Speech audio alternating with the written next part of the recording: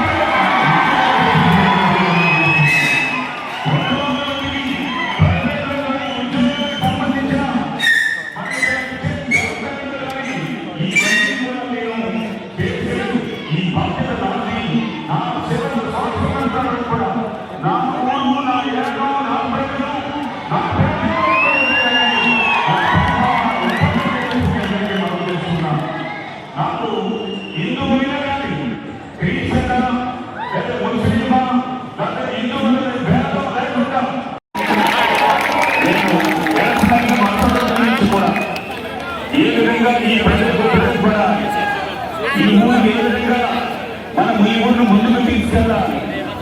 ఏ విధంగా పేదవారికి ఈ ఊరిని నా సేవని అందించాలి అనే విధంగా దగ్గరగా 36 సంవత్సరాలుగా సుఖం అంటే ఏంటో నాకు తెలియకుండా రోజుకి 15 గంటలు 16 గంటలు ఈ ఊరికి నేను సేవ, మీకు ఈ ఊరు బాగుకి ఉపయోగించాను కాబట్టి ఈ రూపం ఈ విధంగా వచ్చింది.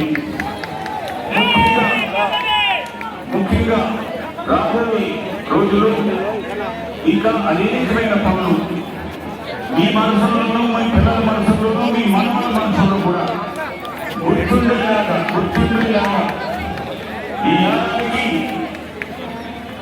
పెద్ద ప్రాజెక్ట్స్ ఇది భారత ప్రభుత్వంలో ప్రధానమంత్రి గారు మోడీ గారి ఆధ్వర్యంలో ఈ ఊరికి దగ్గరగా 2700 కోట్ల రూపాయలతో ఒక 5 ప్రాజెక్ట్ ని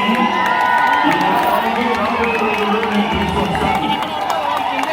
దాంట్లో ముఖ్యంగా 400 కోట్ల రూపాయలతో యానానికి అండర్ గ్రౌండ్ డ్రైనేజ్ కానీ, అలాగే యానం అంతా కూడా పైప్ లైన్ ని 25 సంవత్సరాల క్రితం వేసి మళ్ళా ఆ పైప్ లైన్ మొత్తం మార్పు చేసి డ్రింకింగ్ పైప్ లైన్ అంతా కూడా మార్పు చేసే విధంగా, అలాగే మనం ఇంట్లో వాడే కాలేజ్ నుంచి వదిలి బయటికి వచ్చింది అది కూడా ఓపెన్ డ్రైన్ లో కాకుండా దాన్ని కూడా పైప్ ద్వారా వెళ్ళి దాన్ని ట్రీట్ చేసి గోదావరిలో వదిలే విధంగా ఇది ఒక ప్రాజెక్ట్.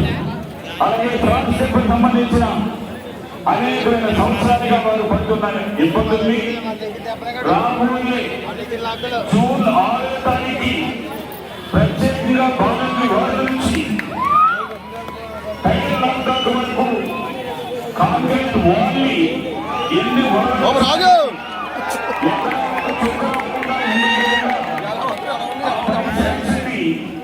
జూన్ 6వ తారీఖు మనం దానికి శంకుస్థాపన చేసుకుంటాం.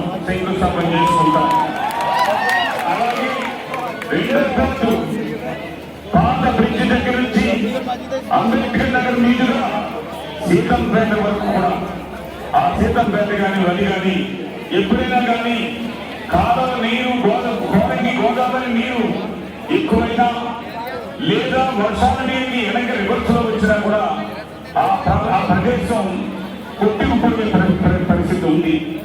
అదొక మార్గం. అలాగే పరంపేట సొసైటీకి, ఎస్సీ సొసైటీకి భూమి వరదలు వచ్చినప్పుడు కొట్టుకుపోతుంటే దానికి పైన దగ్గర నుంచి 2 కిలోమీటర్ల 2 కిలోమీటర్ల 200 మీటర్లు అదొక రాయిని చుట్టూ కూడా రాయితో పొలిపించినగా 3 ప్రాజెక్టులు